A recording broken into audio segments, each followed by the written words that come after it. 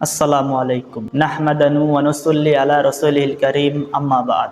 আলহামদুলিল্লাহ, সিরাতুন নবী সাল্লাল্লাহু আলাইহি ওয়াসাল্লামের সম্মেলনে বাংলার দুই সিংহ পুরুষ হাতে হাত রেখে বুকে বুক রেখে একসাথে মিলিত হন। দুই জিন্দা শাহজালাল, মুফতি ফয়জুল করিম চরমনাই পীর সাহেব এবং সাইকুল হাদিস ইবনে সাইকুল হাদিস আল্লামা মামুনুল হক সাহেব। সাথে আরও ছিলেন হাসান জামিল সাহেব। সারা বাংলাদেশ এমন দৃশ্য দেখার অপেক্ষায় ছিল। এমন দৃশ্য আমাদের মনে সঞ্চয় জাগ্রত করে, এমন দৃশ্য বাতিলের মনে কম্পন সৃষ্টি করে। আমরা দেখতে চাই শায়েখে চরমনাইয়ের মাহফিলে মামুনুল হক সাহেবকে এবং হেফাজত ইসলামের সম্মেলনে শায়েখে চরমনাইকে দেখতে চাই। স্মৃতির পাতায় ইতিহাস ধরে রাখার মতো স্মরণীয়